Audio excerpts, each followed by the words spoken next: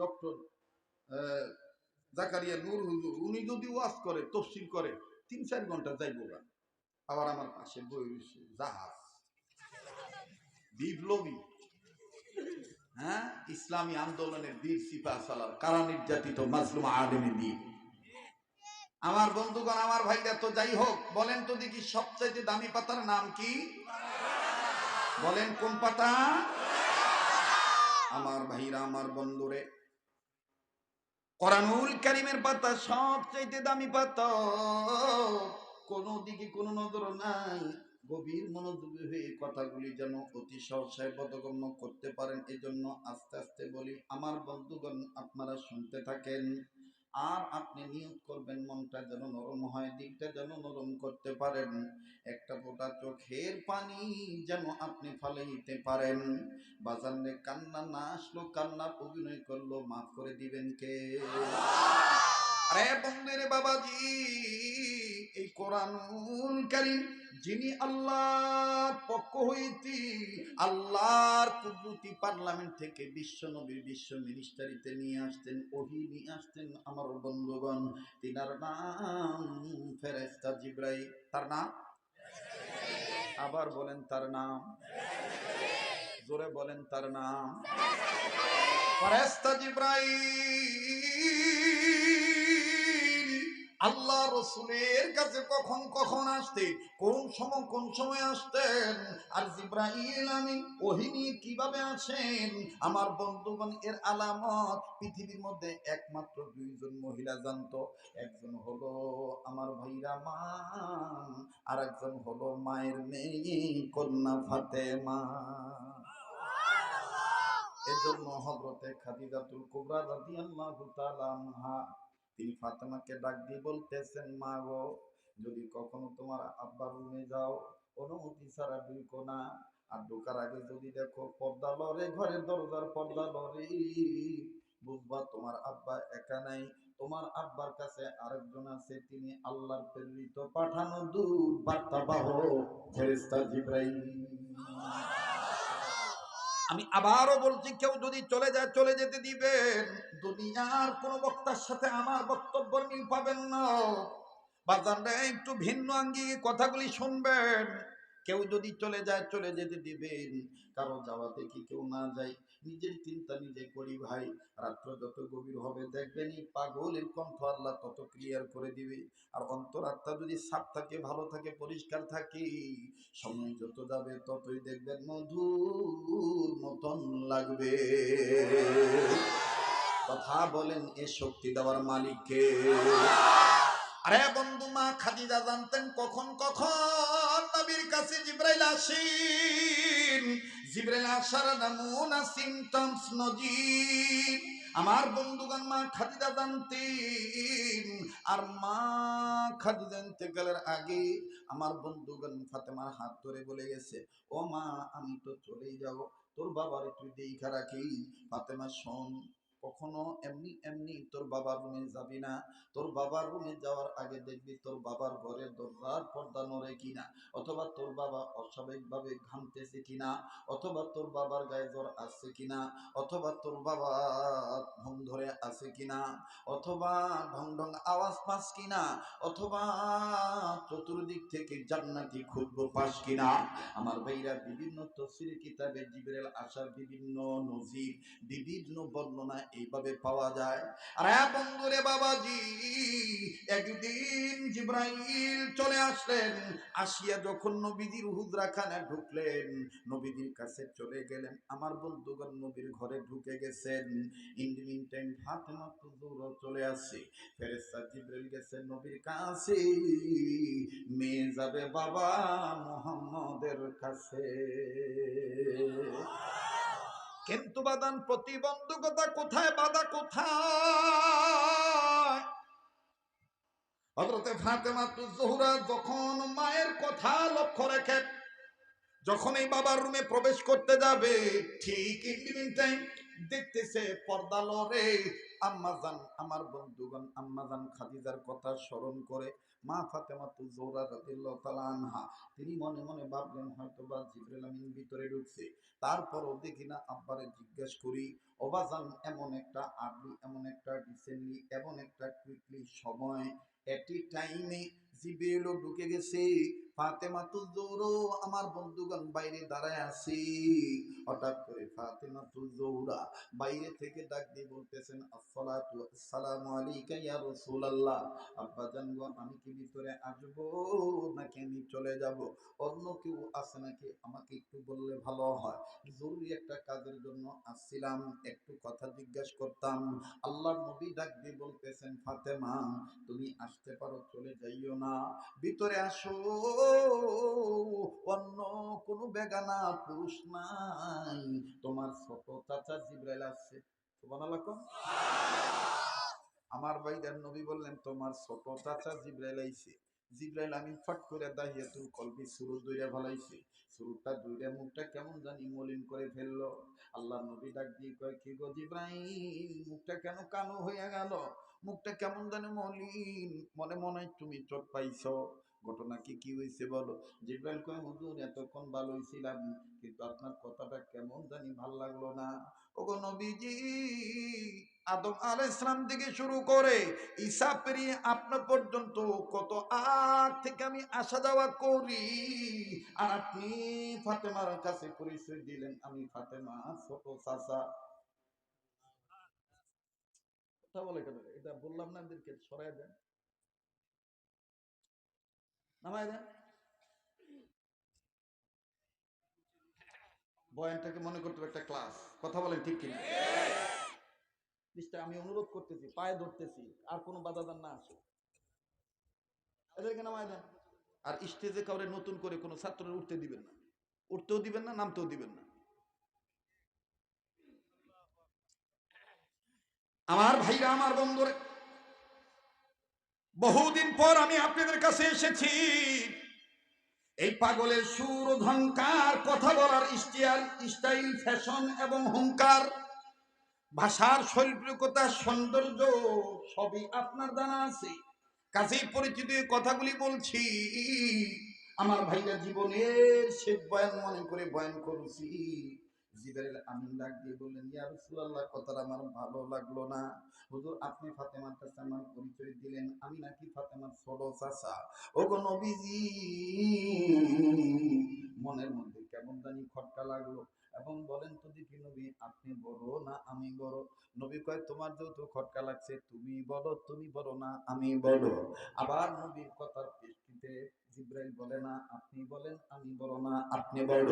আমার ভাইরা আমার, জিবরাইল আর নবী যখন বাক বিতনটা লাগাই দিল, মুহাম্মাদের মুহাব্বতের তর্ক বিতর্ক যখন করতেছে, এইটা হলো ভালোবাসার তর্ক।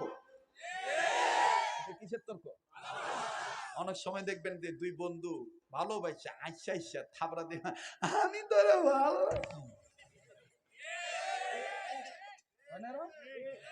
আপনারা জানেন যে আমি সামাজিক বক্তা, একবারে বাইঙ্গা বাইঙ্গা কয়ে দিয়ে যাব, যাতে সারা জীবন ওয়াজটা মনে থাকে, ঠিক আছে না? ওই ফেকের ওয়াজ করতেই নেই, মুখস্থ বুলি হুন্না মুহূর্ত করে আইছি, 1 ঘন্টা পরে কোথাও না।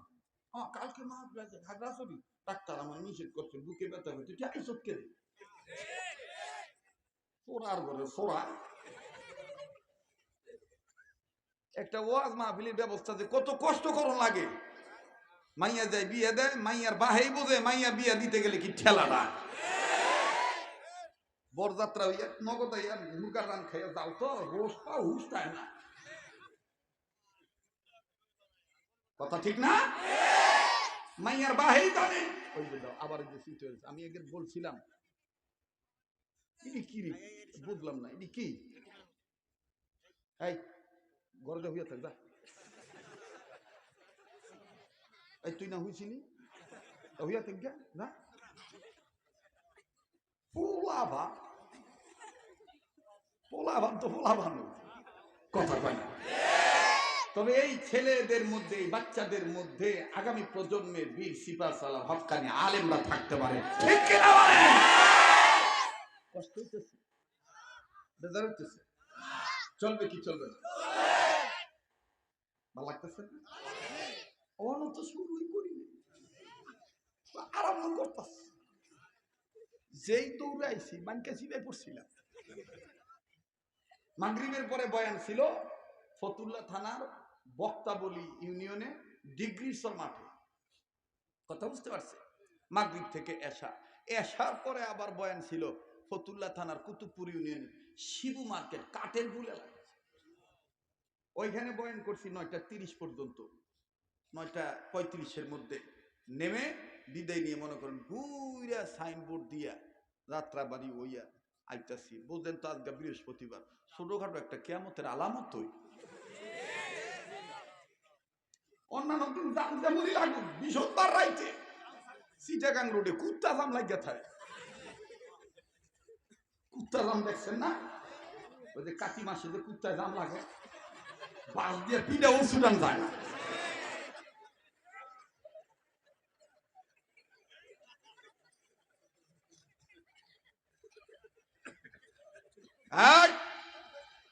অনেকে কইব এইটা হুজুরটা বালানা জায়গা হইয়া থাকেন গা বাইজে।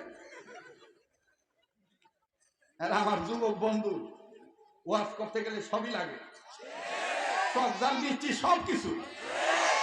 আন্তাজই উঠা কয়, আন্তাজই কয় বাবা কান্দো, বাবা কান্দো। কি লেগে আমি হুদা কইতাম যে কান্দো, আমার কাছে টেহা পাইবেন আপনারা? যে টেহা দেওয়ার দুঃখ আমি কান্দু? কান্দার তো একটা বাইল আছে, কথা কয় না। আমার জায়গা বুঝছে খুব মারতেইব না। কোন বক্তায় বলে যাইয়া শীতের রাইতে মাঘ মাসে ওয়াজ করছে ভাদ্র মাসে, কান হাত দিয়ে কয়ে লেছে আমার ভাইরা কি আর ওয়াজ করিব, এত দূর থেকে আইছি, একটা কথা কয়ে না আপনাদের এলাকায় মাইয়া লোকের গায়ের কাপড় দিয়া যেই ঘরে খেতা ছিলাই যায়, এই খেতা গায়ে দেওয়া যায় নাই, যায় নাই হি হও না। ওই সময় কুরিয়াম কম্বল আসিল না, এরকম মোটা মোটা লেপ আসিল না, খেতার দামান আসিল। উপরে দিত দাদার লুঙ্গি, নিচে দিত দাদির কাপড়, আর মাঝখানে দিত ধানের বস্তা। বস্তা হিলাই না সুই সুতা দিয়া মারতো, ফুল মোড়া মোড়া সুই সুতা দিয়া এবার মোড়া খেতা সিলাইতো। তো এই সময় বেডিরে এই ওয়াজ বুঝ না। আর এখন তো বক্তার আমরা ওয়াজ করে যাই গা, ওই সময় ওই হুজুরা ওয়াজ করে যাইতো না, রাত করে হইয়া থাকতো। সকালবেলা কার হুতে দিয়ে বিছনাথ মুতে তাবিজ টাবিজ তুম্বা দিয়া কাইতন পড়া, তারপরে বালা মুসিবত থেকে দূরে রাখার লেগে বুফা দিয়া হাদিয়া তুফা লইয়া তারপর যাইতো। তো বক্তায় তো ওয়াজ করে আইয়া ভরছে, মাইয়া লোকের খেতা গায়ে দেওয়া জায়েজ নাই। পাত মাত খাইয়া কতক্ষণ বাদে মাঘ মাসে জারে যখন শীতে ধরছে, তখন কমিটির বক্তা নিজেই কইতেছি আমি কি কোন খেতা খেতা নাই। তো কমিটির লোকেরা কইতেছে আসিল তো বেতন তো আমনেই বাতাইছে।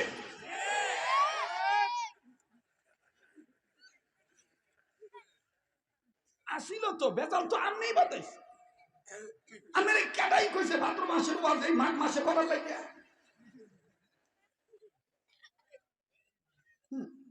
যেমন কুকুর আরে কথা কয় না, কে জানি কথা না কয়। এই 2500-এর নারায়ণগঞ্জের 2500-এর একটা এলাকা আছে বিষ্ণন্দী ফেরিঘাট, ওই ফেরিঘাট দিয়ে পার হই না আপনার বাঞ্ছারামপুর, হোমনা, তিস্তা, তিতাস, দাউদকান্দি, মুরাদনগর, নবীনগর যাইতে হয়। তো মাঝে মাঝে যখন যাওয়া আসা করি তো রাইট বিরাট কিছু বয়াতির দেখা হয়। তো বয়াতিরা তো আমার চিনেই মোটামুটি। তো দেখা হইলে বয়াতিরা মাঝে মাঝে সালাম দেয়, বাজাইরা সালাম। আমি কিছু সালামের নাম রাখছি আজাইরা, বাজাইরা, খামাখা। বাজাইরা সালাম কেমন দেখবেন, মুফতি জাকারিয়া নূর হুজুর কোন এক কাজে বাজারে গেছে, পরিচিত লোক, কথা নাই বার্তা নেই, দূরে ভালো হবে না বলি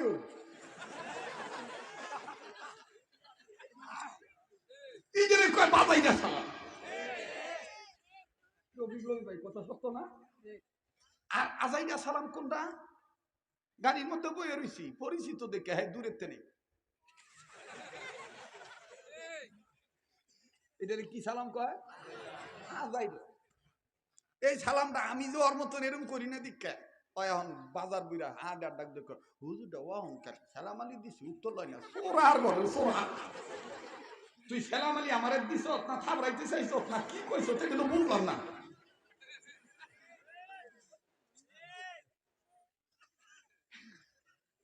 জামিয়াতুল আবরার হযরতে আবরারুল হক রহমাতুল্লাহি আলাইহি হারদি হযরত উনি বলেছেন যে সালাম শুদ্ধ করার সহজ তরিকা হইল যেই সালাম নামাজে ওই সালাম সমাজে, যেই সালাম নামাজে ওই সালাম সমাজে। দেখবেন ইমাম সাহেব একলা নামাজ পড়ুক আর জামাতে নামাজ পড়াক, যখন সালাম ফিরা তখন দেখবেন সালাম ফিরানোর সময় কোনো কেউ কিন্তু আমরা কই না, এরকম কই না, কিন্তু আপনিও কইবেন না।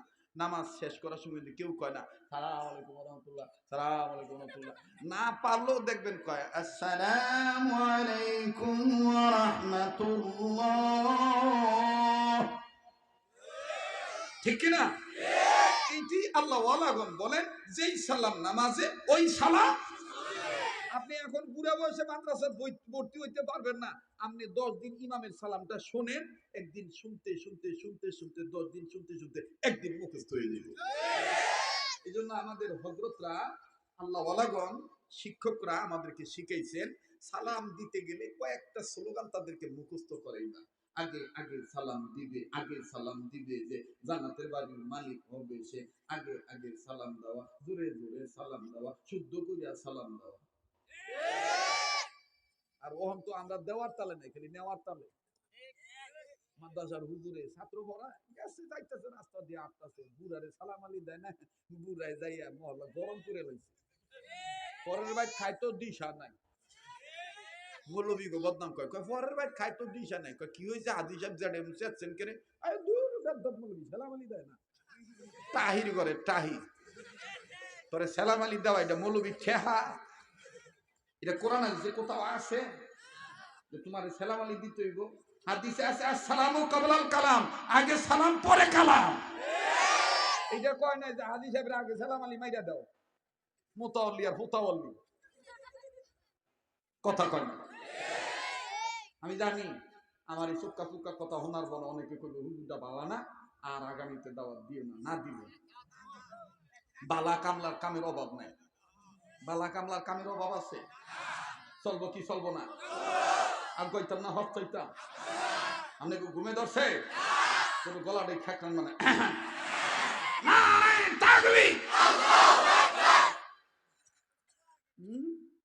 বুড়াই দেখবেন কি জ্বালাটা, গ্রাম নষ্ট করে বুড়ি, পেট নষ্ট করে, খিদা নষ্ট করে মুড়ি, কইয়া গেল শরীয়তপুরি, কয়ে গেল কেনা শরীয়তপুরি। কিছু বুড়ি আছে দেখবেন আইরে কুটনি বুড়ি, এই বাড়ির আগুন হেই বাইক নিয়ে লাগায়, পুতের বউর আগুন হরির কাছে যায় লাগায়, হরির আগুন পুতের বউর কাছে লাগায়, এই ধরনের কিছু বুড়াও আছে। যুবকরা মসজিদের সামনের কাতারে দেয় নামাজে খারাইলে বুড়া চাচা কোন আত্মে আর তো মুড়ি পুকো জাগা ভাচ্চা দা ভাচ্চা দা তাহির করে তাহির। কিরে যুবক তোরা কথা কস না? কিছু বুড়া আছে সারাদিন 4 দোকান আড্ডা দেয়, মাজার মধ্যে ঠাড়া পড়ে না, আর মসজিদের ডোহ মাজায় হাত দিয়া দুইটাই কয় আমার চেয়ার কই, একে আসলে চেয়ারম্যান না সিটারম্যান? যারা আসতে কথা কবি মনে করবো তো তখন দাদারা হে রুগে রুগী, উচিত কথা তখন থোতা দিয়া বাইরে যেতেছে না, তোরা কথা কি চেয়ারম্যান না সিটারম্যান? তোরা ক কি ম্যান? আবার ক সারাদিন 4 দোকানে বইয়াতে মাথা ঠাডা পড়ে না, আর মসজিদে যায় 15 মিনিট 20 মিনিটের লেগে যায়, তো মসজিদের হুজুর মুয়াজ্জিন খাদে মসজিদ পরিষ্কার করার লেগে চেয়ারটা লড়াইছে, চেয়ারটা লয় আর ডাক দেখ হুজুরটা জানা বালা হয় না, ও বালা জায়গাটা চেয়ারটা তুইও শান্তি পাই না। কিছু বুড়া আসে দেখবেন ইমাম খেদাই না, বুড়ার কারণে মাদ্রাসার হুজুররা টিকতে পারে না, মসজিদের হুজুররা টিকতে পারে না, বুড়াদের কারণে। কথা বলেন ঠিক কিনা? সুদের কামাই খায়, শয়তানে গুতায় আর সুদের টেহা পায়। বেকার থাকলে কি হয়? বেকার থাকলে তো শয়তানে গুতায়, খালি দেখবি কেডা জায়গা যেটা যাইবো গা মনে করবি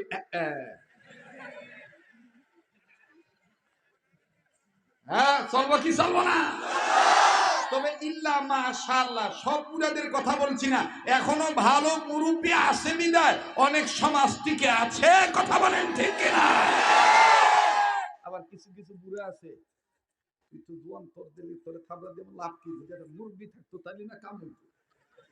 হ্যাঁ, কিছু বুড়া আছে দেখবে শীত মৌসুমে, শীত মৌসুমে চেয়ার লইয়া 3 রাস্তার মাথায় বইয়ে থাকবো রোজ তাফানের দোয়াই দিয়ে, যত বেড়ি দেব সব বেডি কিন্তু বাড়ি কই কথা কয় না। এই সময় গুনাহ হয় না, এই সময় ইফতিদি হয় না।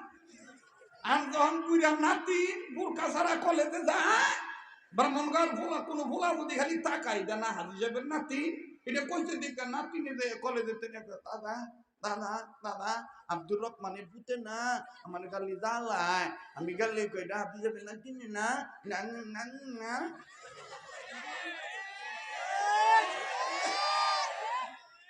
তখন হাজি যাবে মসজিদে যে হুজুরে কয়, হুজুর এই জুমার নামাজ ওয়াজটা ভালো মতন কইলেন, ফোলাহানের চরিত্র খারাপ হয়ে গেছে, ফোলার ঘরের ফোলা। এলাকার যুবকদেরকে ইফতিজিংয়ের মামলার আসামি করার আগে, লতা পাতা ভাবার আগে, হাদা পাতার কুস্তি থেকে নাম কাটাই কাইটা দিয়া কোরআনের পাতাকে সাপোর্ট করো। ইফতিজিংয়ের আসামি ছেলেদেরকে বানানোর আগে ওই বেহায়া নারীদের আগে বিচার করো, যারা মুসলমানের ঘরে জন্ম নেওয়ার পরে কোরআনের পাতা অনুযায়ী পর্দা করে না, ইসলাম মানে না, তাদের আগে বিচার করা দরকার।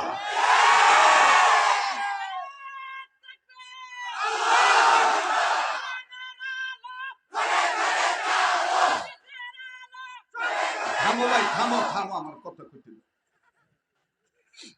হ্যাঁ, 12-13 বছর স্টার জলসা জি বাংলা দেখতে মুরিদ হয়ে গেছে। কলিকাতার স্টাইলে কয় ভগবানের কি কি পাগো।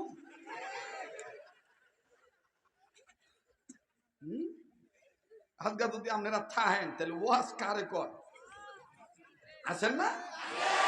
আরে যুবকরা দি কথা কয় না, ওনা দেওয়ার কথা মাথা, ওনা মাথা না দিয়া ওনা দিয়া থইছে। বাবারে বাবা, আমার দেখছান দেখছান, আমরা দেখছি আজ থেকে 10-15-20 বছর আগে আঙ্গো মায়েরা, খালারা, বুবুরা, নানিরা, চাষিরা, জেডিরা বেগানা পুরুষ দেখলে গোনা হওয়ার ডরে এরকম ঘুমটাটা লম্বা করে দিয়া রাস্তা ফাল্টায় করতো, হিলে যাই এলো পরে যাবো। কথা কয় না, কথা কয় না। আর ওহন কি জামানা আইলো, ওনা দেওয়ার কথা মাথা, তো না মাথা না দিয়া, হ্যাঁ ওনা দিয়া থইছে ফ্যাশন স্টাইল। জোরে কথা কও, জোরে কথা কও, জোরে কথা কও। ফ্যাশন স্টাইলে দিয়ে দিছে। আবার কেউ ফ্যাশন মনে কইরা লতা পাতার যাচ্ছে, হাতা পাতার যাচ্ছে। হ্যাঁ, কথা কয় না। তখন অনেকে বলতে পারেন হুজুর মাদ্রাসার মাহফিলে আপনি এভাবে খুলুমখোলা কথা বলতেছেন। আরে ভাই, মাদ্রাসা তো হলো ইসলাম ওয়ালাদের জন্য এক একটা দুর্গ, ক্যান্টনমেন্ট। মাদ্রাসা থেকেই তো হকের আওয়াজ উঁচা হতে হবে, মাদ্রাসা থেকেই তো কোরআনের রাজ কায়েমের ঘোষণা দিতে হবে। মাদ্রাসা হলো ক্যান্টনমেন্ট। দুনিয়ার সেনাবাহিনী ক্যান্টনমেন্টে যেমন ব্রিগেডিয়ার জেনারেল থাকে, ঠিক ছোট বড় মাদ্রাসায় প্রত্যেকটা মুহতামিম, প্রত্যেকটা আলেম, ওলামা, শিক্ষক, টিচার বৃন্দ, ইনারা হইতেছেন অফিসার, আর ছাত্ররা হইল সৈনিক। এই ক্যান্টনমেন্ট ছোট হোক আর বড় হোক, যে মহল্লায় থাকবে ওই মহল্লায় কাদিয়ানিরা হামলা করতে পারবে না। আবাইলেরা, মাবাইলেরা, আউলরা, বাউলরা, বয়াতিরা ইসলামের বিরুদ্ধে কথা বলে রেহাই পাবে না। আমার ভাইরা, চাইছিলাম অল্প ওয়াজ করে জামুগা, কিন্তু পুরান জায়গা তো কথা আছে না, পুরান সব বাড়তে পারে। দোয়া করে দিতাম। এবার আসেন, ঠিক আছে, সারা রাত আজকে যত বুঝ লাগতেছে মনে হয় অনেকদিন পর। আহা হারে, আল্লাহ ভালোবাসা আল্লাহর জন্য কবুল করুন। স্লোগান আমাদের একটাই, আল্লাহর পথে জীবন দিয়ে শহীদ হতে চাই।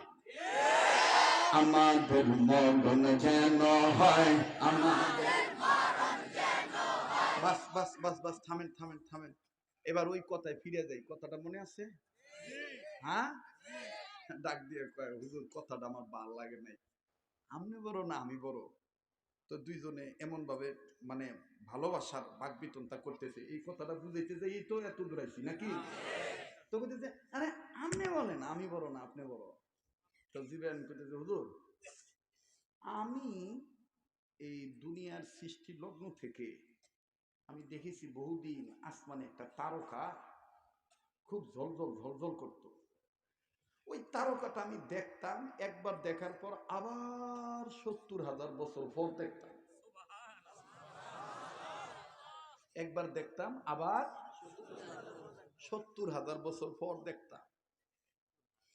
৭০,০০০ বছর পর। তো নবীজি কইতেছে এরকম কতবার দেখছো? কয় ৭০ বার। আর আসতে কোন সুবহানাল্লাহ। তো এখন দেখো না, জিবরাইল কয় হুজুর আপনি জন্মের পর থেকে আমি আর এই তারকাটা দেখি না। আল্লাহ নবী ডাক দিয়ে বললেন জিবরাইল ওই তারকা এখন তুমি আর দেখো না, শুনিয়ালো শুনিয়ালো। আমার বন্ধুগণ আমার বাইরা তাফসীরে নুরুল কোরআনের মধ্যে হযরত মাওলানা মরহুম আমিনুল ইসলাম রহমাতুল্লাহি আলাইহি আমার বন্ধুগণ তিনি কত সুন্দর করে নবীজির নবুয়তের কথাটা কত সুন্দর করে বলেছে। হযরত একটা কিতাব আমার ভাইরা লিখেছেন, যে ফুলের খুশবুতে সারা জাহান মাতোয়ারা। আমার ভাইরা এই কিতাবটার মধ্যেও মরহুম মাওলানা আমিনুল ইসলাম রহমাতুল্লাহি আলাইহি লিখেছেন, আল্লাহর নবী বললেন জিবরাইল ওই তারকা এখন আর দেখো না। বলে নবীজি এখন আর দেখতে পাই না। আল্লাহ রাসূল ডাক দিয়ে বললেন জিবরাইল ওই তারকাটাই আল্লাহ পাক আমি মুহাম্মদ রাসূলের তারকা রেখেছিল। সুবহানাল্লাহ বলে। এখন জিবরাইল কয় হুজুর তাইলে আমার বুঝতে ভুল হইছে, আমি বড়। আর আসতে কোন সুবহানাল্লাহ।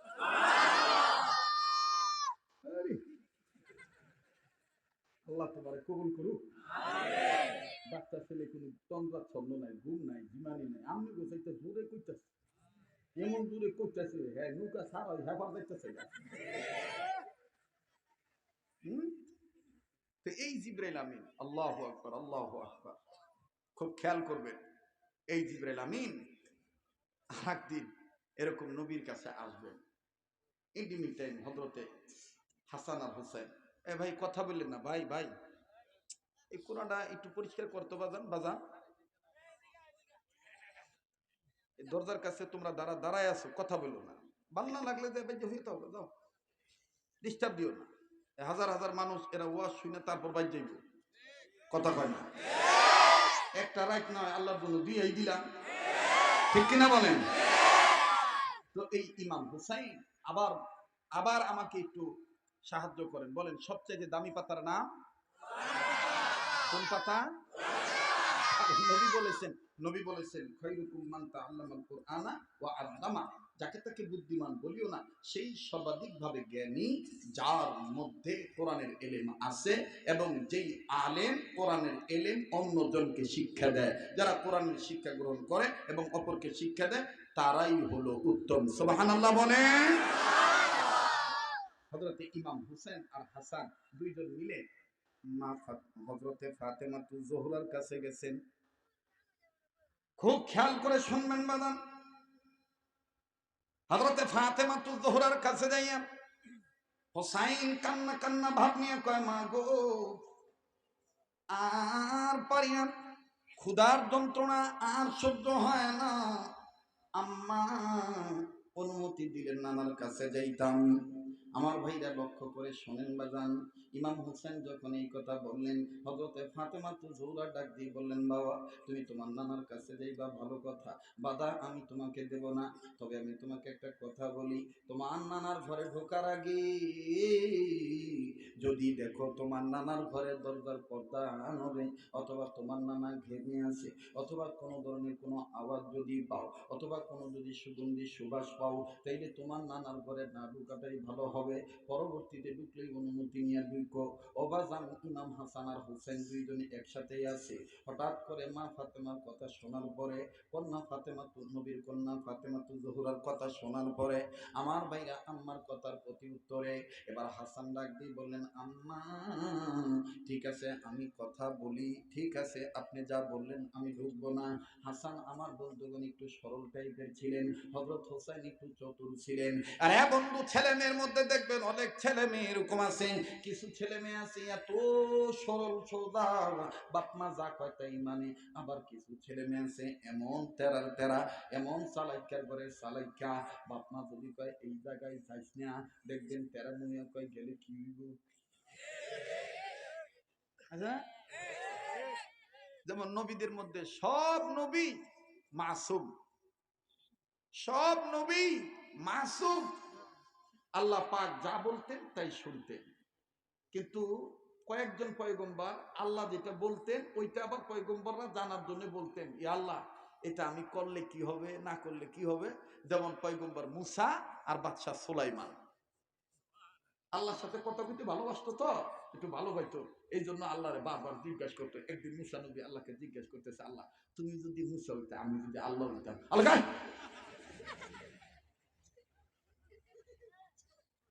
তুমি কোনোদিন আল্লাহ হইতে পারবো না। মুসা কয় আমিও কোনোদিন মুসা হইতে পারবো না।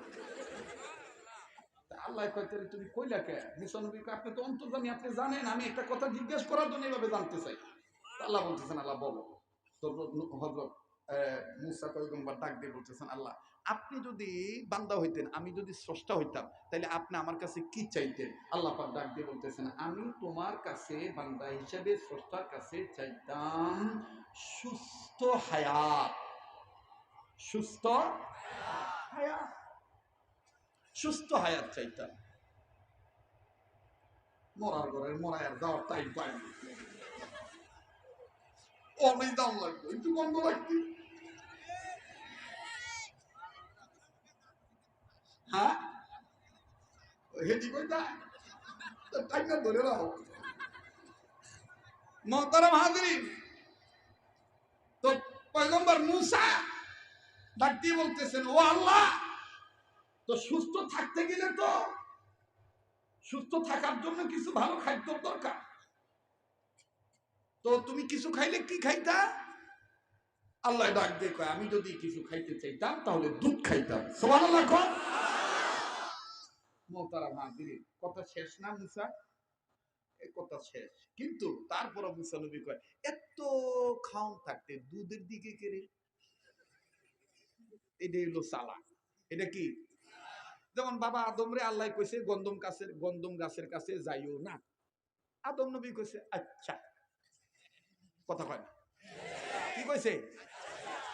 আচ্ছা। আর যদি মুসা নবী তো তাহলে কইতো গন্ধম গাছের কাছে গেলে কি হইব? আল্লাহ তখন কইতো যে শয়তানের ওয়াসওয়াসায় পড়ে যাইবা, এই করবা সেই করবা এই করবা। তখন আবার মুসা নবী কইতো যে তাহলে বানাইছো কেন? মানে কথা শেষ নাই।